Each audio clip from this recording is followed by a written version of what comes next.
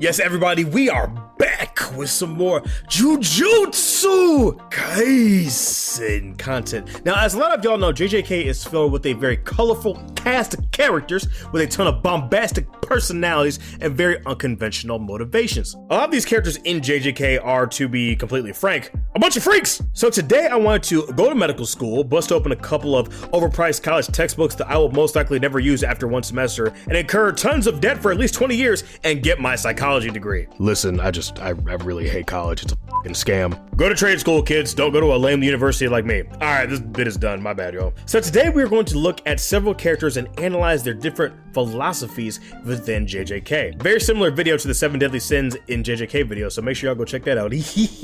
Also, if you see this video, please make sure you leave a like and subscribe for more content such as this. And if you don't want more content like this, or you just don't like me in general, well, thank you for the view, and I hope you stub your pinky toe on your couch.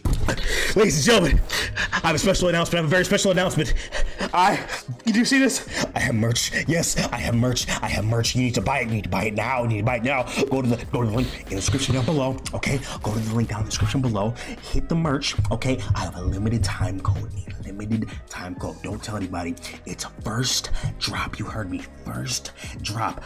FIRSTDROP for a limited percentage off of your next purchase. Okay, please give me your money. Give me your money. It's very important. Okay, my editors are fucking expensive, and I can't keep containing them in the basement anymore, man. It's dangerous stuff out here.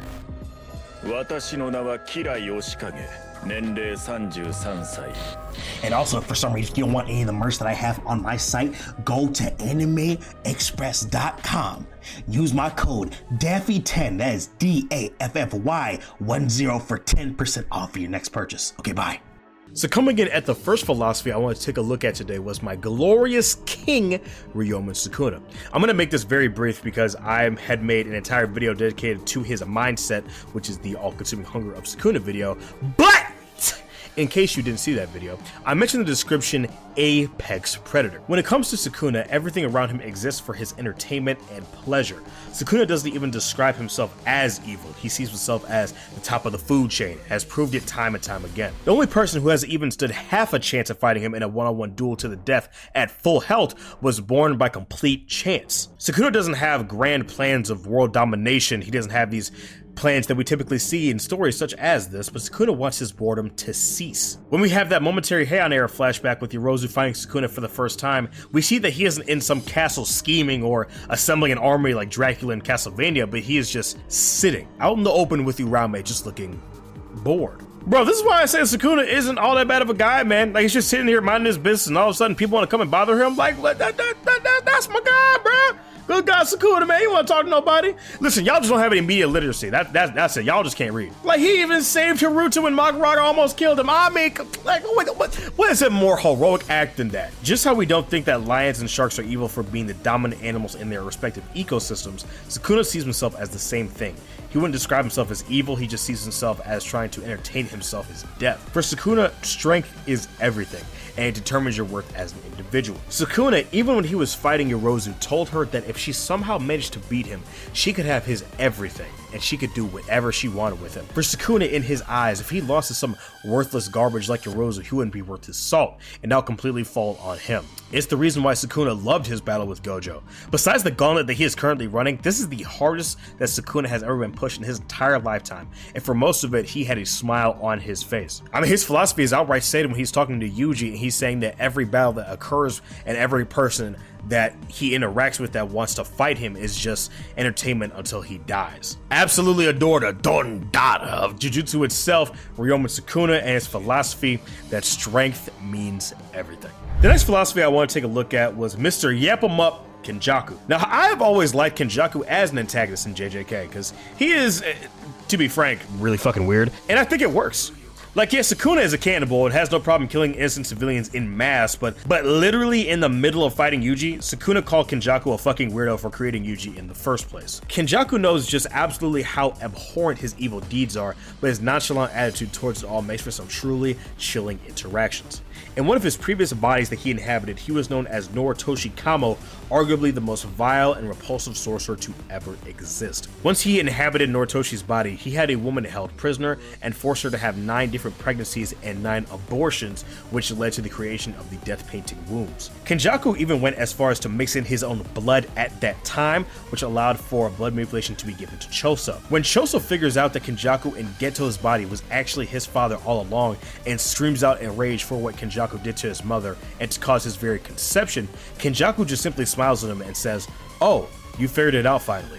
I genuinely don't think he regretted a single thing in his entire existence. Even in Shibuya, which basically revolved around him taking W after W after W, he states that he was a tad bit disappointed he couldn't gain Jogo with curse spirit manipulation, but he was content with Mahito's evolution, so it was still a win at the end of the day. I'm bummed we potentially won't ever see Kinjaku in the story again, because I would have loved to see his reaction to Yuji's current status and how strong he has become since the beginning of the story. Like, has Yuji made it into the top 10 safely by this point? Probably, yeah. I mean, at the time of this recording, he just launched his domain expansion for the first time, so I don't know. Every action he takes is to satiate his curiosity about the world around him.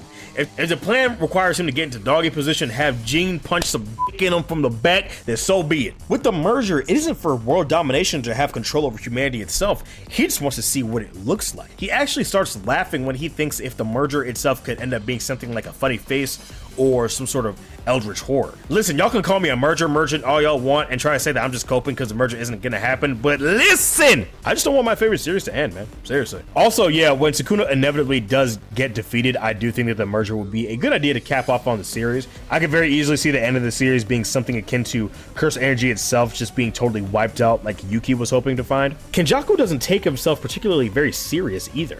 Even when he is bickering with Urame and Urame finds him repulsive and annoying, it's almost as if he gets a slight kick out of annoying them. When encountering Takuba, he is at first absolutely bamboozled by how strange his curse technique operates, and then actually plays along with his act even after acknowledging he is taking damage, which he then decides to beat Takuba at his own game. I actually just used bamboozled in a serious context. Oh my god. Dude, imagine Sukuna versus Takuba and how unamused he would be.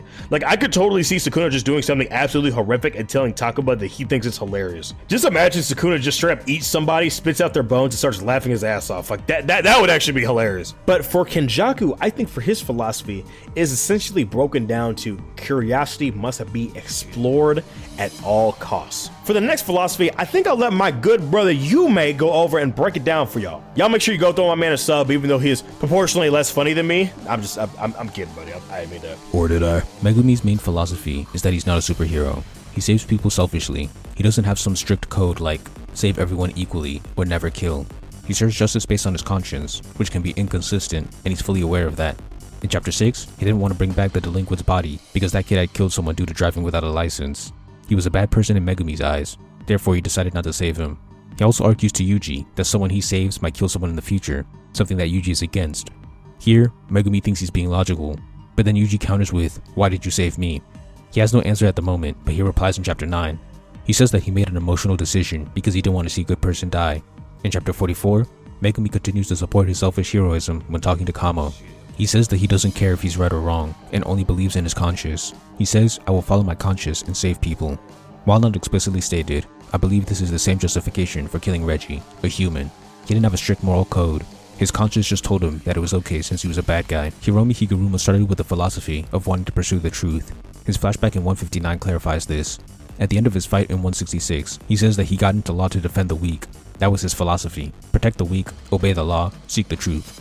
After his first character arc, he stopped desiring to protect the weak and stopped respecting the law. This is shown by him having 100 points for killing and refusing to help end the culling games. He believed the weak people were ugly. However, he still seeked the truth, shown by his curse technique. After his second character arc, he goes back to protecting the weak, which is why he helped Yuji. In 167, he goes back to respecting the law when he says that he'll turn himself in once the barrier opens. For the fourth and final JJK philosophy that I want to take a look at, it would have to be none other than Satoru Gojo, aka the strongest. Well, second strongest, because I mean that's not really up for debate this time, but early on to people getting into Jujutsu Kaisen, there's this prevailing assertion that Gojo had a god complex or had some level of sociopathy, which just isn't true. Is Gojo a cocky bastard and kind of a prick? Well, yeah. Like, people need to understand that Gojo from birth was hoisted up as the strongest Jujutsu sorcerer in the modern era, and similar to Bakugo, he is used to constantly receiving praise for every action that he takes. While yes, for someone like Nanami who is very mature, calm, and collected, Gojo's antics can be very irksome. I mean, to be fair, if I was co-workers with someone like Gojo, I'm glad they just decided to leave me a note with a penis on it rather than just blast a Hall of Purple straight to my chest if I didn't want to hang out with them. Gojo, especially as a teenager, held a belief that it isn't the strong's job to babysit the weak. Obviously, Geto would repeatedly scold him for this belief, saying that it isn't right for the weak to defend themselves with no outside assistance. Once Gojo found Riko's dead body, he was almost on a crash course and nearly committed mass murder on the cult that were celebrating a dead 16-year-old that was shot in the head.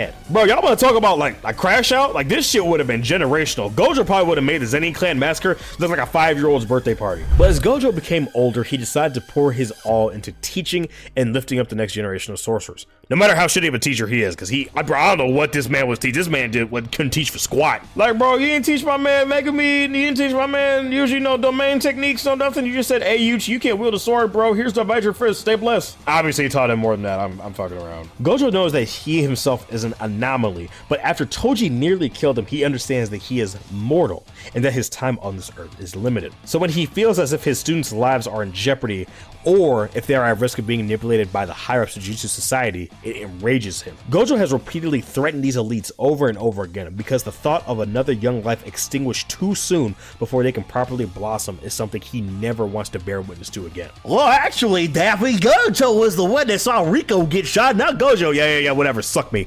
While yes, Gojo is cocky and arrogant, ultimately he boasts his strength as something for his students to aim for. Look at his fight against Sukuna. Gojo says that in his fight specifically, my students are watching, so I can't afford to look lame. Gojo holsters his title as the strongest, not just for his own personal stake, but for the younger generation as well. As big of a Sukuna glazer that y'all know I am, I do have to admit, Gojo is actually a pretty cool guy. I think if I had to break down Gojo's mentality, it has to be for the next generation or something along those lines. I don't know. I'm not a great writer or anything. So, but yeah, that'll do it for this video, man. Let me know what you guys think. Let me know if you want to talk about some more JJK philosophies. You guys want me to go over a couple more JJK philosophies and all that. I would love to hear your thoughts and opinions. So, yeah, make sure you leave, like, subscribe, all that good stuff. And yeah, this has been your boy Daffy, guys, and I will see you in the next video. Make sure you take care of yourselves, guys, and have a good one. Peace.